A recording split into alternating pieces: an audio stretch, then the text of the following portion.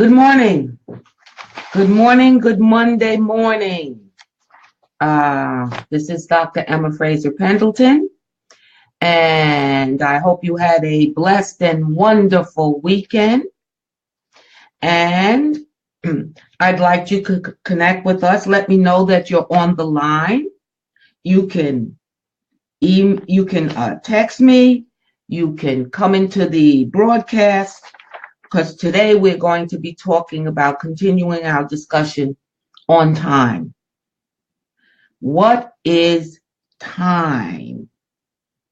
So last week we realized that time is one of the most precious commodities that we have as human beings. Everything is determined by time. Remember what we discussed, some of the most used phrase when it comes to time last week, and here are some of them. Times are hard. Move with the times. There's an issue with the time. Good time, bad time, make up time, on company time, overtime, straight time, time out, time's up, on time, at the same time, from time to time, in no time. As time goes by, time is flying, time stands still. So this morning, let's focus on how we can redeem the time, because everyone seems to be out there racing against the clock. Do you wake up in the morning and the first thing that comes to your head is, my God, I should have been up earlier. I need more time. If I just had one more day to complete that task. Oh my goodness, I didn't get enough sleep. I didn't go to bed on time, so I can't get up on time. I don't have enough time to complete the things that I have to do. And the cycle goes on and on and on and on. And there's that internal feeling of anxiety and rush, because it seems like you need more than a 24-hour day. If only the day was 36 hours. Okay, let's compromise with God, who determined time and the clock and the universe and the tides. Let's bargain with God and see how that works. Just one more hour. Can I have a 25-hour day? What about that? What if I could get an extra hour? Folks, it wouldn't matter if the day was doubled. Because unless you have a plan on how to use your time, whatever task you are doing, you will draw it out to the amount of time and beyond that you have. So it doesn't matter. Water seeks its own level. It means that if 24 hours a day is not enough time for you, one or two things have to happen. One or two things have to happen. The first thing that has to happen is you got to make a plan. You have to make a plan on how to use your time. The other is you have to stick to the plan. So you have to calendar what you have to do. Well, my team puts it on automation for me. They put it on my calendar, but I keep a daily planner because I got to know what I'm doing. I'm from old school, so I got to write it down. This goes everywhere with me, to the supermarket, to church. The other thing that I take with me is wherever I go out is I have some old postcards from when I previously used to advertise. I took the back of them. These become my shopping list. And I put it in my management. So when I go to the supermarket, I know exactly what it is I need because I have it written down. Okay? The other thing that you'll find in my timer is these are my client lists. I can't give you their names. These are the list of my clients so that I know at a moment, in case I said, oh, wait a minute, is it time for that call? I have it in here and I have it chronicled on the calendar. And still, folks, with all of that, I still find myself racing. That's why I picked this topic, not because it was about only you and me guiding you as Coach Emma, but it was about me. I needed to refresh what I do. We have to constantly look at what we're doing and why we're doing it, so that you know, what am I doing with my time? The clock is ticking. Hear that? And you're behind the 8 ball, and you never even got out of bed yet. So let's talk about the day. If you want to get up at this time, then you got to go to bed at that time. So I've heard a lot of people say, and I've done it myself, I'm guilty of this. Oh, I only need 4 hours of night sleep. That's all I need, and I'm ready to go. Biologically, you must be Superman or Superwoman, because that's not the truth. The body needs 6 to 8 hours, unless you're somebody really unique. But maybe you have mistrained your body to only need 6 hours, but 4 hours, but that's not true. That's your bad habit, because the body needs time to rest. The word is, the body needs time to rest. Do you know that when we sleep, we heal? The mind rests. Everything goes into a static order. The body rests itself. Remember, all these organs are working 24/7. So you got to determine the time you go to bed, which will determine the time you get up. Because if you're rested, those eyes will open right along with the alarm clock. Because you have trained your body that it can now be allowed to rest, your mind can be allowed to rest. So we got 24 hours in a day, 168 weeks in the year 2017. And in any given month, we have a minimum from January to December. The hours in a month vary according to the weeks and the days. But the top months like January and October and May and December have 744 hours. Folks, 744 hours in a month, 24 hours in a day, 168 hours in a week. We've got time. We have enough time. It's us. So I want to go over some strategies for working harder, not smarter. We've heard that expression for years. But you know, it's true. It's true. Work smarter, not harder. It means you can get done what you need to get done. Oh, but let me put a caveat in there, folks. If you have overexpended what you can accomplish or overthought what you could accomplish in a day, you will never create an environment of rest and peace and calm for you, because you pack too much in the day. So look at what's on that to-do list. Let me exaggerate for the sake of making my point on this Monday morning. Okay? You're writing a book. I've heard people do this. I've heard people do this. Oh, I could do that in a month. Yes, I could write that in a month. Yes. And I used to say, well, how in the world do they do that? Because, see, I know I can't do that. Well, they never told you what the quality of the work was. I could write a book in a week. Would I want to publish it? No. Because if I could do something good in a week, I could do something awesome in 2 weeks. So when people tell you, oh, I did that, I took care of that, don't necessarily stand back in awe, because you don't know the quality of how they attack the problem. They just told you they solve it. That may not work for you. So you have to craft the time according to what works for you. Don't look at anybody else. Well, my God, Frank can take care of everything, and I'm still struggling with this. Frank has his own clock, and you got yours. If you begin to compare yourself, you're never going to succeed at the level that you want. So don't say you don't have enough time, because you do. So here's some tips. Complete the most important tasks first. Let me tell you why. Usually the most important task is the one we don't want to do.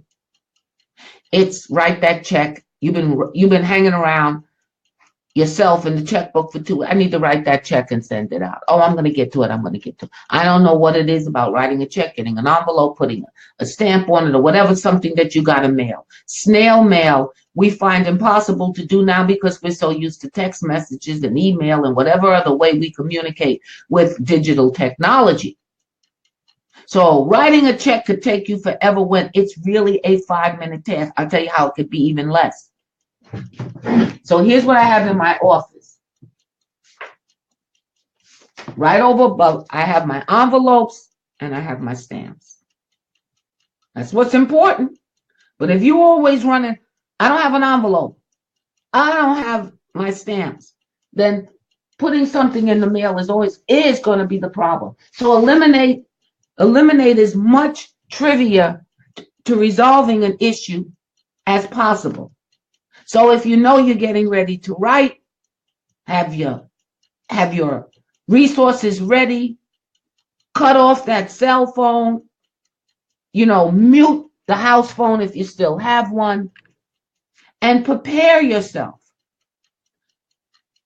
There is a big, big, big gap of wasted time that we use on social media. Always looking at that phone, always answering text messages. There should be a time in the day when you're completing important tasks, the most important tasks first, that unless it's an emergency and you have to talk to this person, cut that phone off or put it in a room where you're not going to hear it.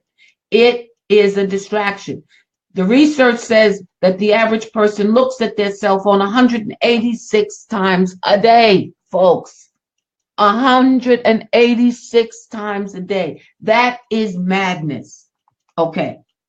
So complete the most important tasks first. Focus, focus, focus. You're doing that. Do not be trying to sweep the floor or like what I would usually do. Oh, I can put a wash on while I'm doing that. But then I got to remember when the wash is up, and then I got to put the stuff in the dryer, and then I'm tempted to want to fold it. And then if I fold it, I might as well put it away. That's crazy. Focus, focus. Learn to say no. This is a hard one.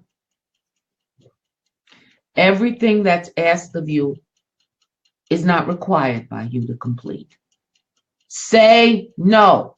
You know how we say no? No. I'm sorry. I'd like to accommodate you, but my schedule is packed. Or I have a previous engagement. The previous engagement could be to complete the task that you have to do. You don't have to over-explain. When you say no, I think it's explanatory enough. I cannot do that at this time, unfortunately. I can't. Learn to say no. Sometimes we think making a lot of commitment makes us feel important. No, it makes you go nuts because you can't fulfill them. And then you have to deal with the reality of, oh my goodness, I broke my word. I look like I'm a person, I've compromised. I'm not professional. Well, you can undergird your professionalism or undermine it by saying yes to everything, then backing out of 50% of it, and you think you fooled somebody. You might have fooled the individuals, but you didn't fool yourself, and you feel incompetent when you do that. Sleep at least 7 to 8 hours. Sacrificing sleep is not going to make you more productive. And as I put that in there, do you have a balanced life? Just want to ask you that question. Do you have a balanced life? Or work and no play? Or play and no work? No sleep and get up and you want to work 20 hours a day? Is your life balanced? Do you have time to meditate, pray, talk to your higher power? Spend time with your family, with your loved ones. Take a walk, smell the roses, go find a lake, sit by the pond, go to the library, get out of your house, see a play. Walk through the mall, not like a person who, I'm in here and I got to do this and I got just to enjoy. Holidays are coming. The places are going to be beautiful. They're going to be decorated for the season. Go out and enjoy them. Call up a friend. Have a cup of coffee. You don't have to cook dinner every time. Invite somebody over. Oh, my house is a mess. Well, did you make time to clean it? Okay. Devote your entire focus to the task at hand. Now, folks, that's explanatory. If you're writing that article, then that's what you should be doing. Be in the now, according to Eckhart Tolle. Be in the now. N-O-W. If you flip N-O-W, spell it backwards, it becomes W-O-N. If you're in the now, then you won. You won because you're actually breathing and being present in the experience now. So many of us are not in our own reality. I ask you to challenge yourself tomorrow when you, or unless you're doing it today, you didn't do it already. When you're in the shower, are you actually in the shower? Are you really just washing yourself up and thinking, I got to do this, let me hurry up and get out of here? Are you actually enjoying the shower? A simple thing. We do that every day. And yet, are you really in it? Or it's just a pass-through, a revolving door. Is your life a revolving door? You just got to run, get through it to the next one. Is your life balanced? Get an early start. All right. This goes back to what time you go to sleep determines whether you're rested and you can wake up. You can't get an early start with a late bedtime because the body isn't going to do it. You may force it, but one day it's going to tell you no, and it won't move, or you'll have aches and pains, or even more serious, because the anxiety level from rushing releases hormones in our body that are not supposed to be there, and that fries the nerve endings, and it makes you a person like this. Do you want to be like this? Or you want to be like this? Okay. Don't allow unimportant details to drag you down. Everything is not worth your attention. Every phone call is not critical. Stop trying to solve other people's problems. Fix your own. You know what they tell you on the airplane? If this plane is going down and the oxygen mask drop, and you're sitting with a child or somebody that you're being a caregiver of, put your own mask on first. Stop trying to save the world. Save some time.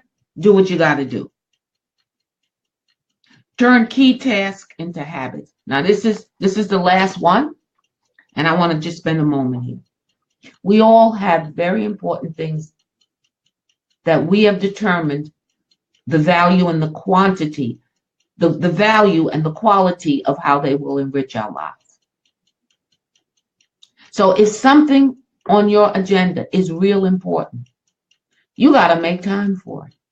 It's got to be in your calendar. If you must meditate, because this is what your spirit needs. If you must have morning devotion, evening devotion, if you must call your mother every night so you can check on her or she can check on you, depending, then you got to put that in your calendar until it becomes a habit. What's important goes on your calendar, and it's time. It's time until it becomes habitual. That's what you got to do, folks. That is what you've got to do. One more. I can't resist this one because I want to leave you with this thought. Be conscious of the amount of TV, internet, and gaming time you spend. These are for our kids. These are for us. This is for us. TV is a time stealer. It is a time stealer. You can spend hours on the TV and not realize what happened. So redeem your time. I know people now, young couples, when they get married, they will not put a television in their bedroom. They say it's too distracting. We don't want to watch television in our bedroom. So I just challenge you, and leave some time between tasks. You are not a robot. You can't just go from one thing to another thing to another thing. You can do it for a while, but you're going to challenge your body. So folks, I'm inviting you to think about your time and your habits So I want you to share this, come back on. This video is being recorded. Watch it, look, make some time to have time. I want you to tweet that. Make time, have time. Make time, have time. Make time, have time. 24/7. Enough. Tweet that. 24/7. Enough. 24/7. Enough. You're not going to get any more time. So you got to manage what we've been given by a divine creator. If that decision was made that 24/7 is what we got, then I'm going to dare to challenge you. It's more than enough time. It's more than enough. It's ample time. So I'm going to end on this last little thing that I want to say. Work harder, not smarter. Don't say you don't have enough time.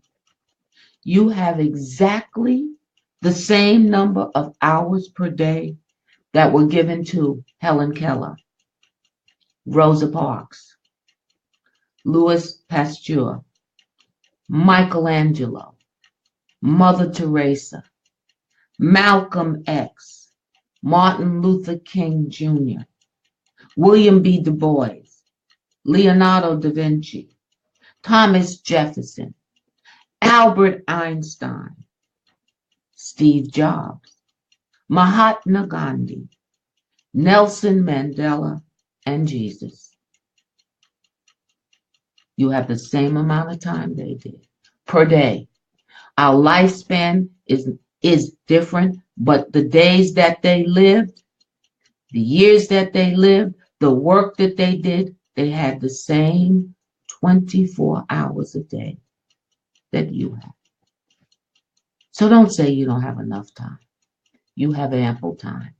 Go out and live your best life. This is Dr. Emma Fraser Pendleton. See you next Monday.